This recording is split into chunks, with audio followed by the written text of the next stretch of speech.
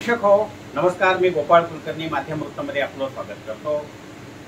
गझल संगम या कार्यक्रमामध्ये आज आपण भेटणार आहोत अशा एका हरहुन्नरी गझलकाराला, ज्यांचं नाव आहे पंडित सागर त्रिपाठी। पंडित सागर त्रिपाठी हे मूळचे मुंबई येथील। सध्या त्यांनी अनेक गझल सादर करून देशविदेशात आपले नाव कमावले आहे। 43 देशामध्ये त्यांनी काव्य पाठ केलेला आहे। जवळपास 1650हून अधिक सन्मानाचे पुरस्कार त्यांना मिळालेले आहेत। कवितेच्या क्षेत्रातील त्रिपाठी हे महावृक्षच म्हणावे लागतील। अशा या त्रिपाठी यांनी लातूरमध्ये सादर केलेल्या बहारदार गझलाचा कार्यक्रम आम्ही आज या व्हिडिओमध्ये आपल्याला दाखवणार आहोत। चला तर आपण आता पाहूया सागर त्रिपाठी यांच्या गझलाचा कार्यक्रम। साहित्य भ्रमण आणि सहभाग त्यांचा 43 देशांमध्ये आहे। 1650 पेक्षा अधिक यांना सन्मानाचे पुरस्कार मिळालेले आहेत। इतका मोठा माणूस फक्त आईच्या प्रेमापोटी इथपर्यंत आलेला आहे। आपके लिए नसीम रिफत साहब का एक रुबाई बोलता हूं कि वो खुलूसो मोहब्बत लुटा के चलता है, वो खुलूसो मोहब्बत लुटा के चलता है, वो सबको गले से लगा के चलता है। वो खुलूसो मोहब्बत लुटा के चलता है, वो सबको गले से लगा के चलता है। उनके बड़प्पन का अंदाज हो तो कैसे हो, वो आसमां है मगर सर झुका के चलता है। लातूर को शख्स नमन। अभी अभी मेरे साथ एक हादसा हुआ है। 46 साल से मेरी पत्नी मुझे छोड़ने को तैयार नहीं, मैं भागता फिर रहा हूं और मेरे 6 उत्कृष्ट साथी अभी अभी उठ करके चले गए। अच्छा, पत्नी मेरी एक गजल सुनने के लिए 100 रुपया लेती है। मुझे प्रसन्नता इस बात की है कि आज मैं बिना पैसा देना, मुझे पैसे भी नहीं देने पड़ेंगे और आप लोग सुनेंगे भी मुझको।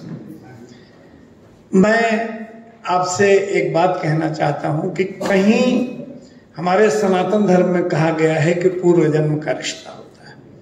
पहली ही नजर में अभिजीत भैया जी के साथ जब आप मिले थे, तब से हमारे जीवन का ऐसा अंश हो गए हैं।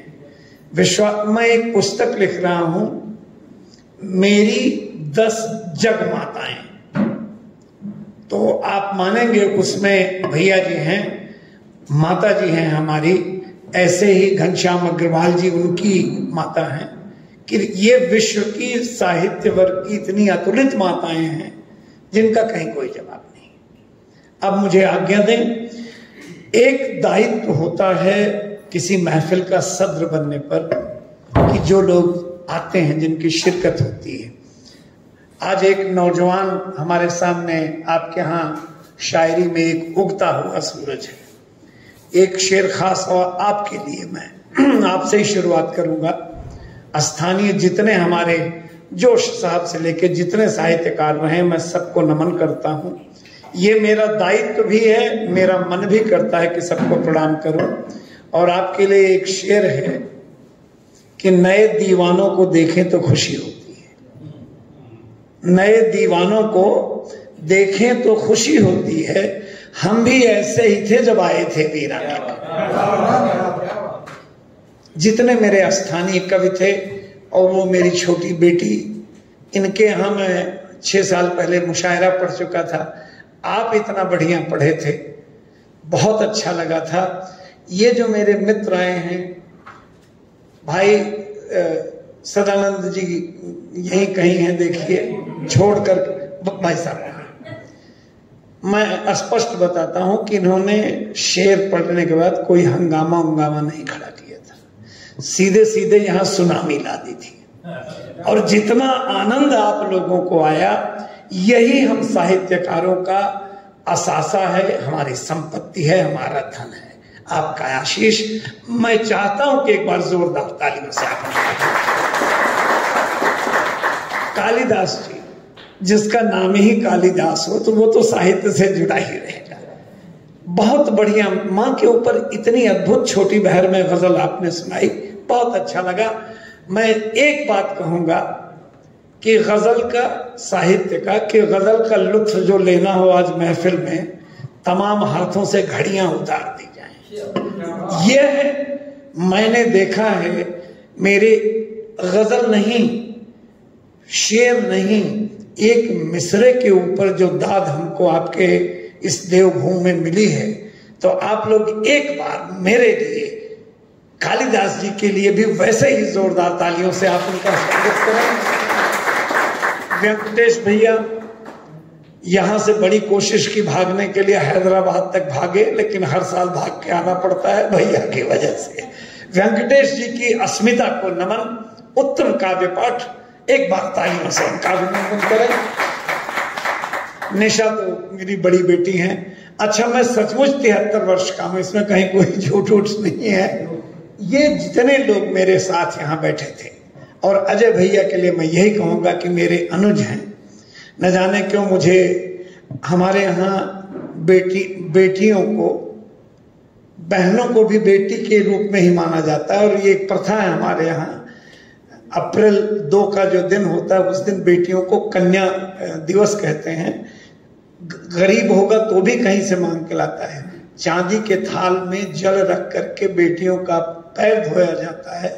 आप विश्वास करेंगे, आस्था की हद ये है, आप तो यकीन कर लेंगे कि आप लोग भी धर्मपरायण लोग हैं, और उस जल को हमारे यहाँ पिया जाता है, घर में छिड़का जाता है।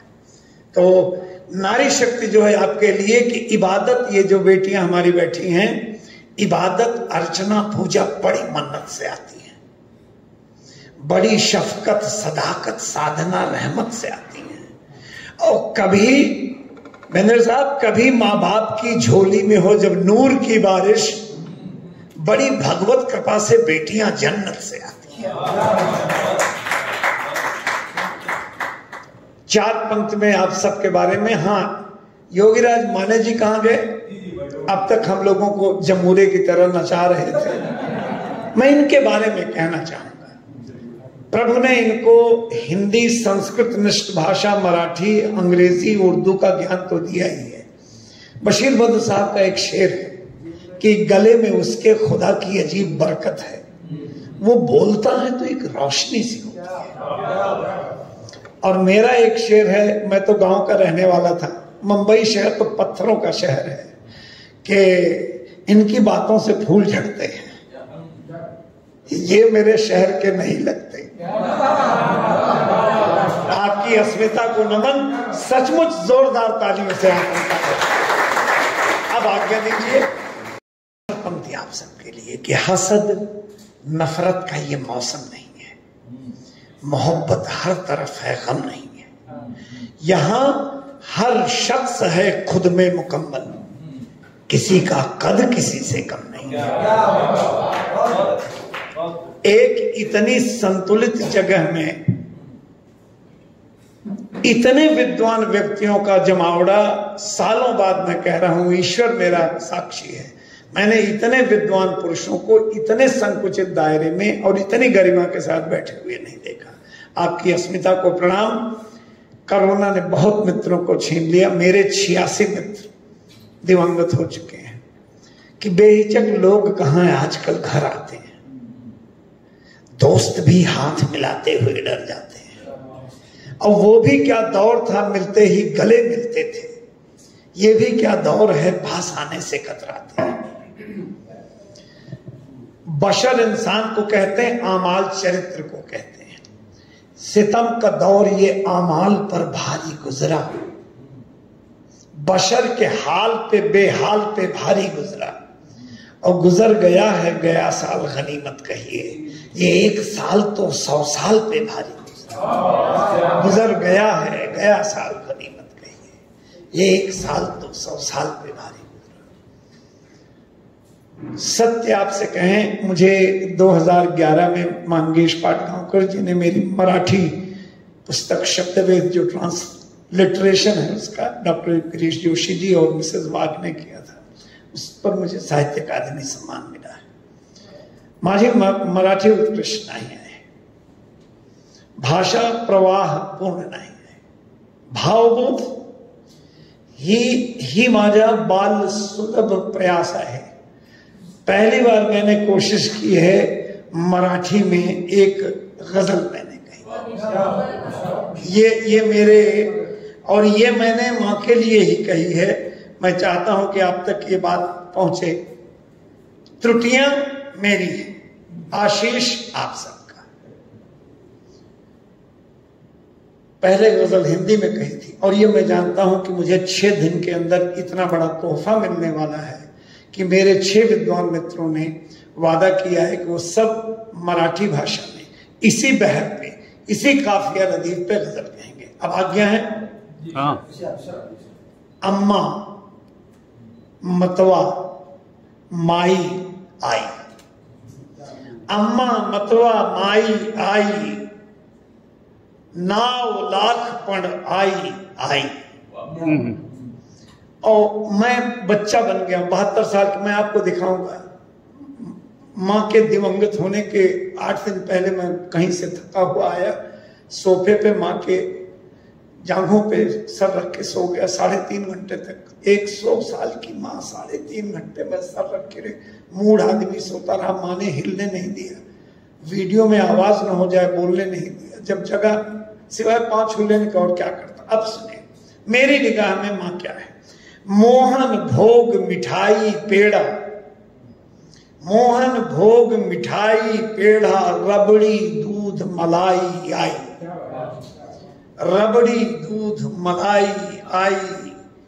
और वट वृक्षासम माझे बाबा, वट वृक्षासम माझे बाबा, गर्द सावली राई आई। क्या बात है। आज हमें आज्ञा मिली है। माँ के ऊपर आप चाहें तो जोरदार ताली बजा सकते हैं कि ये गूंज हल्की फुल्की नहीं है, ये शंखनाद है, ये ध्वनि माँ के चरणों में स्वर्ग में पहुंच रही है कि वो वट वृक्षासम माझे बाबा, गर्द सावली राई आई।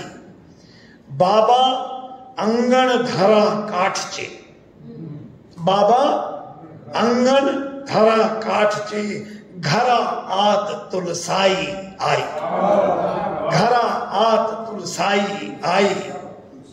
और माएची उब चादर झालर कंबर शाल रजाई आई। मावेची उब झालर चादर कंबल शाल रजाई आई। और श्वास असे आई जगनाचा, जुई मोगरा जाई आई, जुई मोगरा जाई आई। वेद ऋचाहन, वेद ऋचाहुन मोठी माता, तुलसी ची चौपाई आई, तुलसी ची चौपाई आई। आई म्हणजे सुईनी डोरा, नात्याची तुरपाई आई। पहाड़ मोठा माझे बाबा, सागर सागर पहाड़ मोछे मोठे माझा माझे बाबा, सागर माझी आई आई। माध्यम वृत्त समूहाच्या माध्यम व्ह्यूज यूट्यूब या चॅनलला आपण लाईक, शेअर आणि सबस्क्राईब करायला विसरू नका। तसेच आपल्या काही प्रतिक्रिया असतील तर त्या कमेंट्स बॉक्समध्ये जरूर नोंद करा। कॅमेरामन संजय गवळीसह मी गोपाळ कुलकर्णी, माध्यम वृत्त सेवा। नमस्कार।